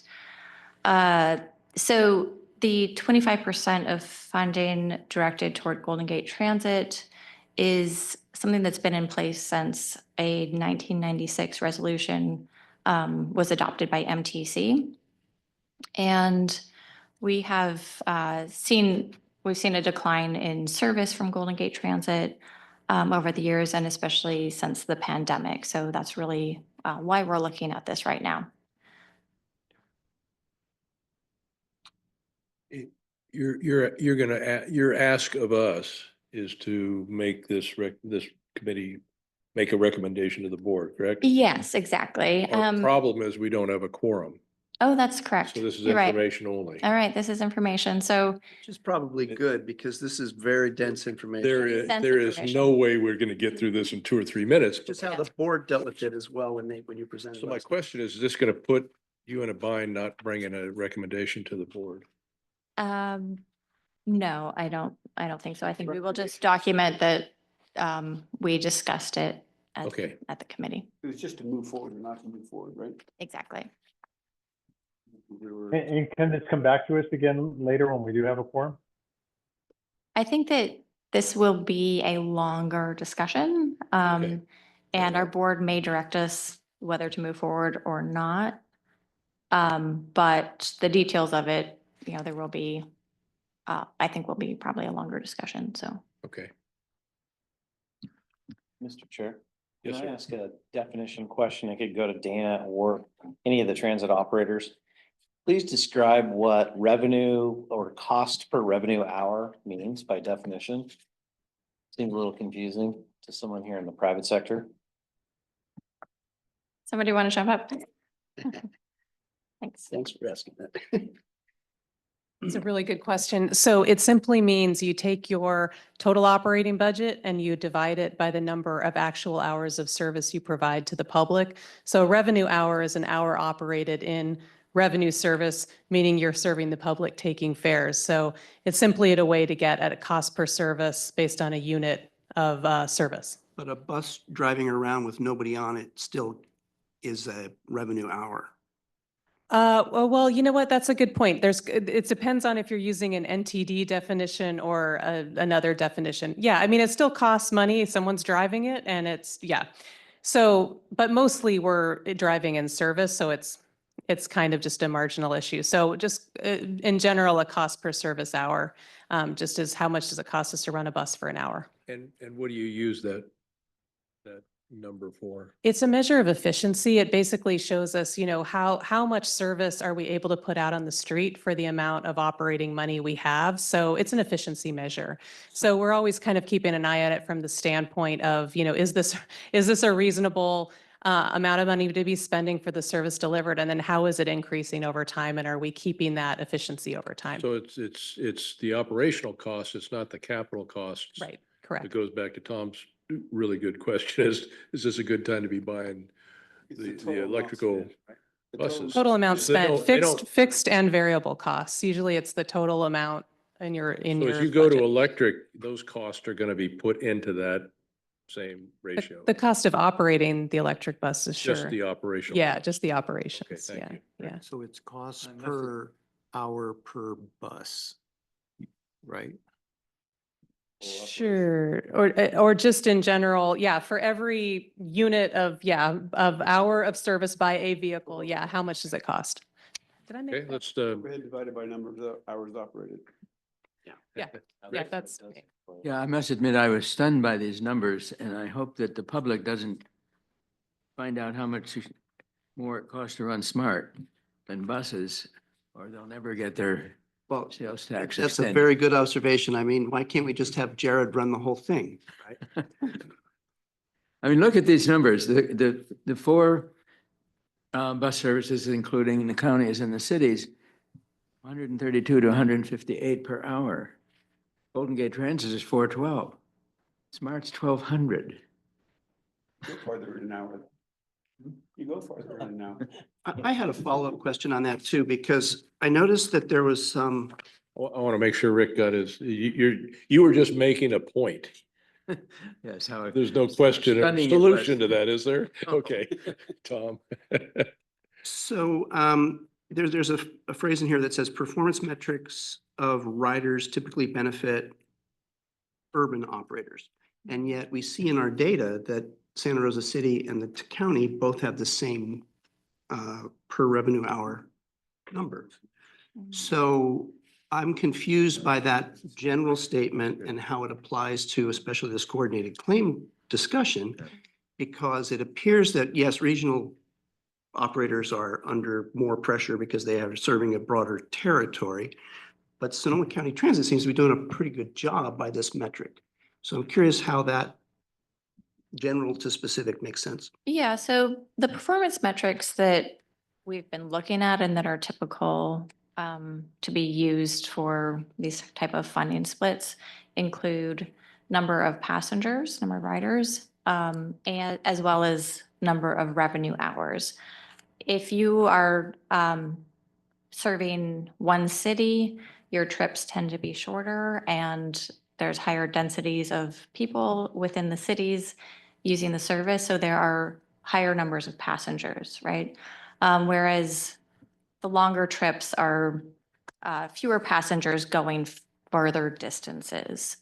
And so that's kind of what that statement is pointing to. A ridership hour would be a different cost than an operational hour, right? How many people are you serving? If you're driving the bus around empty and it's real cheap, that's still not very good. Exactly. Yeah, Jeff just made a good point because Smart moves a lot more people in an hour than a bus does. So Could potentially. it probably does. It moves them faster and farther. I really suggest that this is not a very good number. That's why I was asking what it's used for. Yeah, I didn't. I think passenger miles or something like that I'm would not be sure it better. measures efficiency very well. Yeah, I would And suggest. then you guys understand why I asked for the numbers that I asked for, because I thought they were measures of efficiency. So my takeaway in trying to look through this today was that we do need more data on these different indicators, these different metrics, because if you just grab one, you're gonna have one piece of the elephant. If you just have ridership, you're gonna have one piece of the elephant. You know, Smart's ridership is different from the classic ridership of a commuter-based transit agency. And it's different from what Golden Gate Transit's ridership was in 1996. So I think to make a good decision, we're gonna need kind of those metrics stacked up side by side. And I'll take moderator privilege here and ask a question regarding the city of Santa Rosa budget, which they're having some structural problems with as we move forward. And in 4 or 5 years, that structural budget problem may erode all of their reserves, which would put us into a Stockton Vallejo type situation. I would think every single department is kind of on the hook for seeing some cuts. So all of these numbers may in fact see some changes in service or changes in future purchase orders and so forth and so on. I don't know where it goes. I don't know what they're going to propose or ask of you guys, but I think everybody's going to be on the hook for it. Is that a fair statement? Well, it's a little different. We don't receive any general fund money for CityBus. We're completely, self-supporting as an enterprise. So that has its downsides, but in a general fund budget crisis, it does mean to some extent our operating budget is separate and distinct from the general fund. That said, being part of a city organization that is experiencing significant budget issues, that, there are, secondary impacts potentially that will affect us. But in terms of our actual operating budget, there's no general fund connection. Okay. So that insulates us a little bit from the current. Thank you for that. Yeah, right. Going back to the issue that we're asked to comment on here, you may remember that several meetings back, I raised an issue that I wanted to have our staff explore, and that was Sonoma County pays a lot of money to Golden Gate Transit for their services in Sonoma County. And we're still paying the same amount that we were before the pandemic, even though we're getting about 20% as much bus service. I take it that's part of the issue that we're talking about here. Am I correct? Yes, that is Okay. correct. Well, in that case, I guess I'm inclined to suggest we should move right away. But with the understanding that when we get more information from these future surveys, we can always make modifications. But I think that continuing to pay that much money for much less service is a disservice to the people of Sonoma County. And I think that we should provide an opportunity for that to be changed as soon as possible. Which is, I think, if you take what Rick just said and try to apply it to the scenarios in the packet, the question is, do we delay and wait until after the mascots research is completed and the committee, the team has brought together a proposal, a consensus proposal, I guess? Or do we recommend a two-step process where we do something this next fiscal year? I think to address Rick's concern, which is shared, I think, by most people in Sonoma County, is we should do something immediately because it's been so long that this has been going on. It's not just since the pandemic, it's been actually, I think, longer than that. I noticed in the attachment A to the original 96 agreement between MTC and the agencies. It said here that any proposed change in the allocation of TDA funding must be mutually agreed. But any service cuts to Golden Gate intercounty services other than the Route 90 service to City of Sonoma, which is in a separate agreement, which was canceled sometime after this. Any service cuts to Golden Gate needed to be mutually agreed to. Did we mutually agree to all of these cuts over the years? Because if we did not, it occurs to me that that is grounds for leverage in this conversation with Golden Gate, because clearly the status quo has not been to the Sonoma County's advantage. Well, you've just elevated the discussion, haven't you now? What's the answer to that? Have we mutually agreed upon this? So if I could, just a couple things, right? So first off, just to answer that question, no, right? They've been making service changes. Some we get informed of, some we don't get informed of. There's none that we've mutually agreed to. The resolution itself has a second, therefore it be further resolved that allows MTC to amend the resolution at any time, right? So we're allowed to ask that of MTC. I do want to what made me want to come up here is a couple of quick clarifications, right? So the first clarification is that with regard to revenue hours, there's really two types of hours that get talked about in transit: revenue hour and total hours. Total hours includes your deadheaded time, right? So when you pull out of the yard, if there's not a stop right at the yard, you have some sort of deadhead hours, right? And those are included in your total hours as opposed to your revenue hours. Longer routes like Golden Gate Transit routes, you can potentially have longer deadhead hours returning buses back to yards, right? That's where that discussion comes in. Also, specifically, the reason why these numbers are up here with regard to the number of hours is because revenue hours are what's used within some of the current funding formulas that we use. So right now, it's really just act now or wait. And, we can't have an action of this committee, but we can get opinions from this committee. You can have a discussion about it like you're having. It's really helpful. If Dana could cover just a couple more slides and then just get the general feedback from the committee members, that's really what we need for the board action. We understand there's a huge appetite for this information. And if anybody wants to dig into really the weeds outside of this, there is a transportation database that Ross can send out to the committee where you can get all of these statistics that you're asking for, right down to, ridership per passenger and dollars they spent on, and the data is all there for every operator nationwide. Can I ask a courtesy question? And Shauna, this goes to you and also to Brenton. Do we need to go through your entire presentation at this meeting? Because we're way over time. And out of courtesy to the folks that do show up, that may be one of the reasons we're having 5 or 6 people not show up. We run late because we're passionate, interested, and we're intelligent. We ask good questions.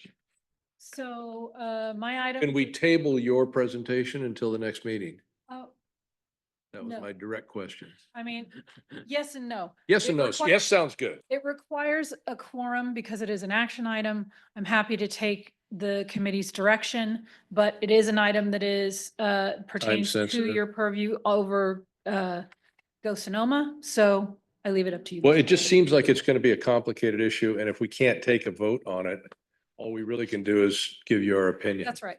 Okay. Let me ask that a different way, Chair. Is there any actions currently with amending Go Sonoma programs that we can't defer that board action from October to November, and then we'd be able to take it back to Better way them to ask the question, yes. at a later date? It delays the county's project, but I don't see that as a significant issue. Yeah, so the timing would be okay, but yeah, okay. So Madam we Chair, can delay board action. The financial item we do not need to discuss today. There was no revenue collected for the first 2 months of the fiscal year, and there's only 60,000 in expenditure. It So didn't we can- sound like there was much activity there. Okay, good. So Dana's got the last Okay. issue. I'm gonna just jump ahead a little bit here because you all seem familiar with this. Excellent staff time right there. I was.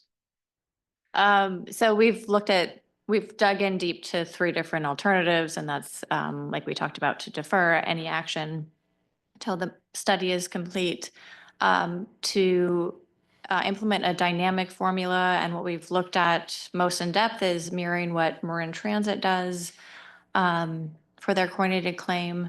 And we've also looked at updating the fixed percentages, which I'll talk about a little bit more.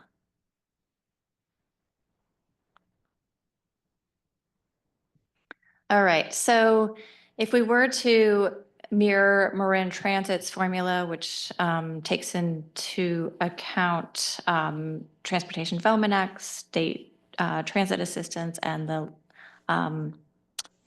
LC top funding, if we had applied that in fiscal year 2019, pre-pandemic, we actually would have been providing Golden Gate Transit with 1.7 million above what we did provide them, so over the 25%.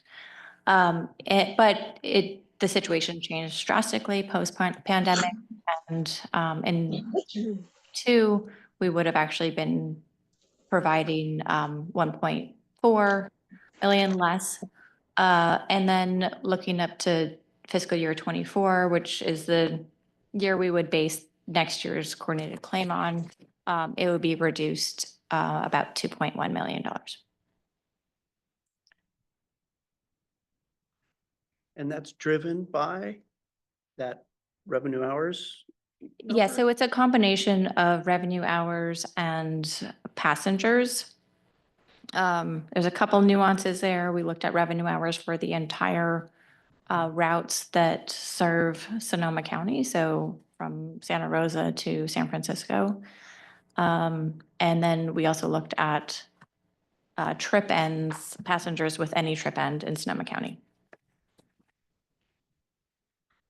We also looked at reducing the fixed percentages and to a percentage of the revenue that is allocated by population to each jurisdiction.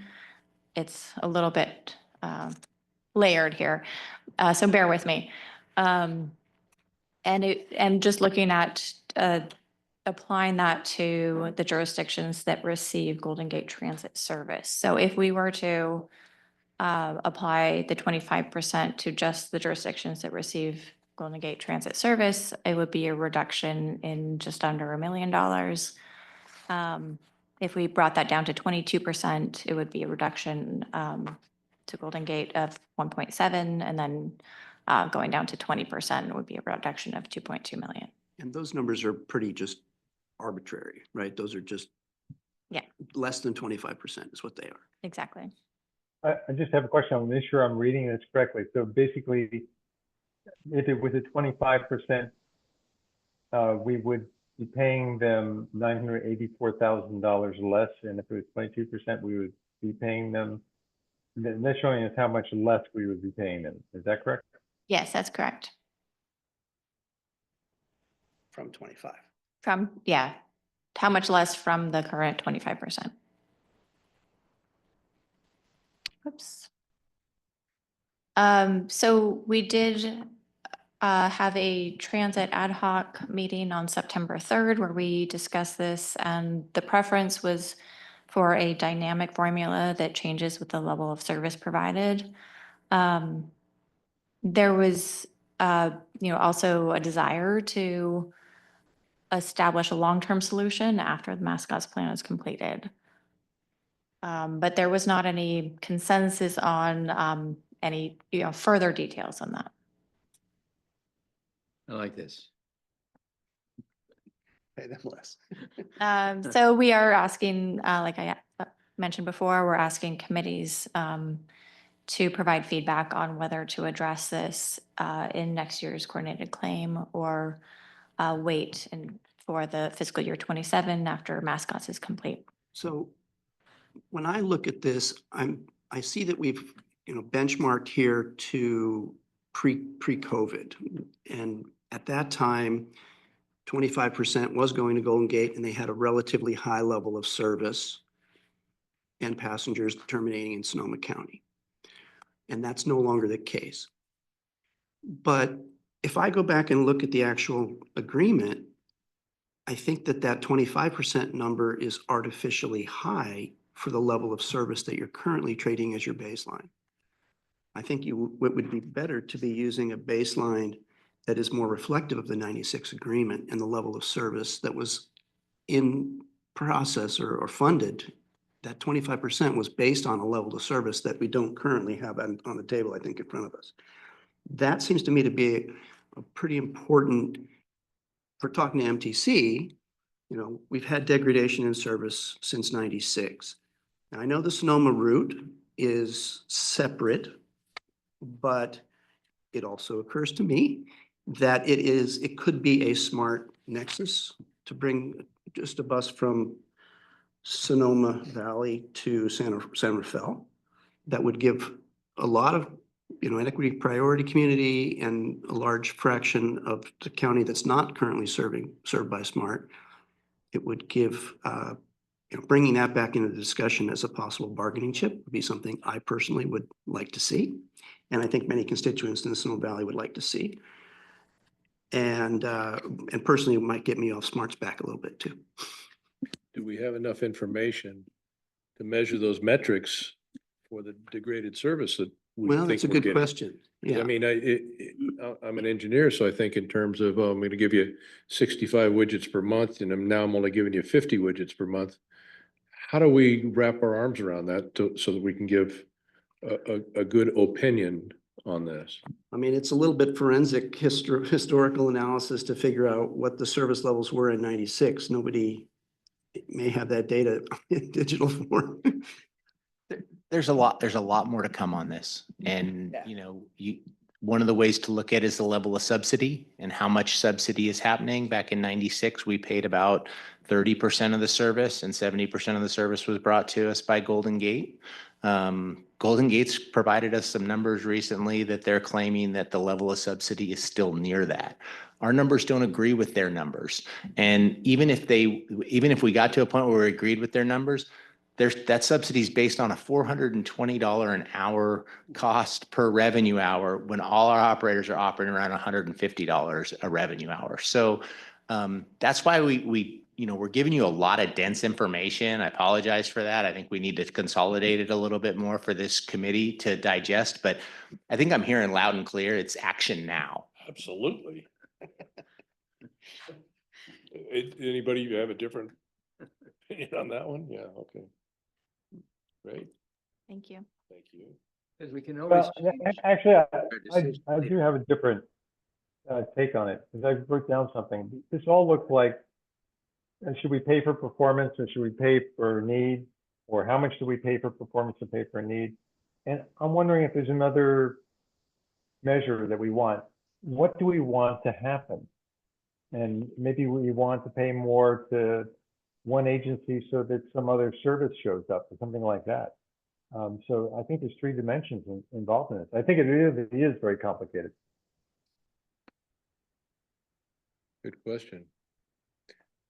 Are we having people cut out of the service that shouldn't be cut out of the service as a result of Golden Gate not providing the same services? Is that what your numbers are showing, James?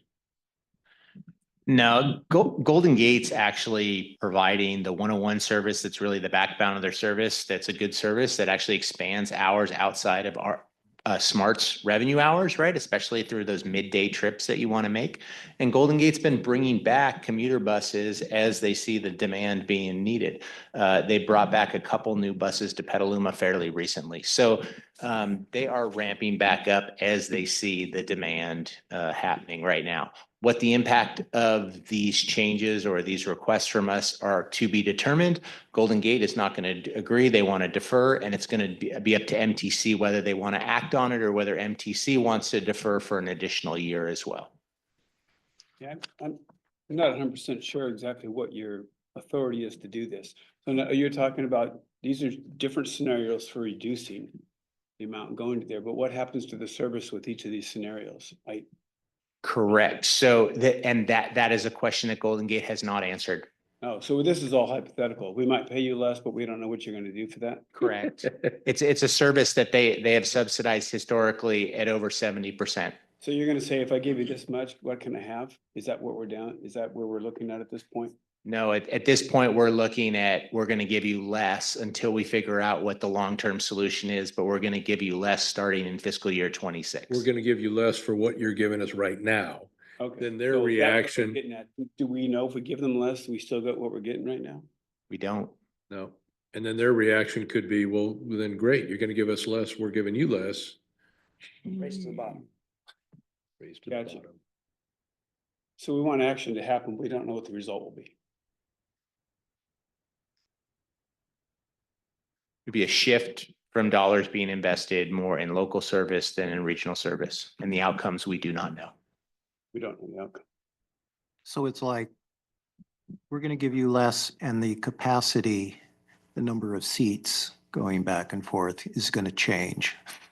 And we don't know how You much. start out with an option. It's almost like you have to negotiate how much the cost per unit of capacity to have a meaningful negotiation. Okay. Would Smart be able to pick up any of those reduced seats combined with the ferry system?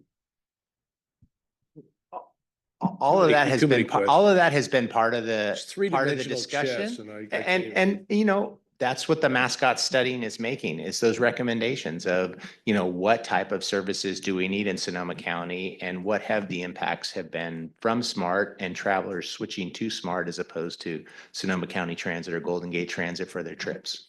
So in the end, you're really bargaining cost per hour. Okay. Because that's what you're saying. We'd like to have the same for less. Yeah. Yeah. And what can this board recommend on? I mean, it comes down to negotiation. I think right? we've given you what we can give you at this point. So you got, There is a problem there because Smart's cost per hour is 3 times higher than GG Golden Gate, right? Well, Golden Gate's cost per hour with a bus is similar to Smart, right? Right, but similar. maybe let Golden Gate take over the Smart. No. So Smart can take about 6 times the passengers. Yeah. Exactly. So that Exactly. exactly. Passenger hours, it would be. Yeah. Yeah. And Smart can go 5 times faster than Golden Gate can because Golden Gate is stuck on the highway. So if we end up with a race to the bottom, then maybe that's Sonoma County's ace in the hole, is that we have corridor service with capacity. From a business aspect, I think what should be looked at is their justification of the $450 an hour that they're charging. I mean, if that's really what it costs them, or is it just totally inefficient? why is that so different than what our local operators are doing? I mean, that's really what we're bargaining for, and I unless you can see that, you don't really know where to go, right? I mean, Exactly. I mean, if it really costs them that, and it would cost you that to replace that service, that's a different story. Yeah. And Well- James, a lot of the Golden Gate cost is also because primarily, and their larger cost is on their commute service, and they've got dead time for a lot of their staff, don't they? Yeah, no, that's in the operations of Golden Gate. They can talk to you about how that works and, you know, how they take these long breaks in between the southbound and the northbound and how that works. But I'd recommend I have what I have for this one. Okay. Ross can just do a real quick update on a great survey, and then I think the meeting's, you know, you can wrap up. Yeah, the only other thing I would add is for Shauna's, because I want to do justice too. You've got a lot of, quite a few changes in here and so forth, and I know how detailed we like to get. So this gives us an opportunity to go back, read what you're proposing for the changes, and I think we can hit it quicker and more efficiently in October. Do you agree, Shauna? Anything real quick you want to point us to study up on? There is. Thank you, Dana. Hope there's no one here who's red, green, or blue colorblind because the colors matter. Right now, the red is the proposed changes. Yeah. With the exception, there is a section of blue that was that. recommended by the CAC this last Thursday that was not able to be included in your staff report that was in your original agenda packet. Thanks, Shauna. And as James mentioned, Mr. Chair, I was just going to call attention to the fact our comprehensive transportation plan survey is up on the homepage of the SCTA website. That is a bilingual survey. We hope you'll share it. We're getting out there with that and coming up with some new materials, but Please stay tuned. We will have a virtual town hall on October 22nd, 6 PM, and I will be starting to promote that towards the end of this week. But take the survey, or if you know people that are interested in it, feel free to share. Thank you. Okay. I just want to applaud this committee and all the staff and all the presenters. A ton of information.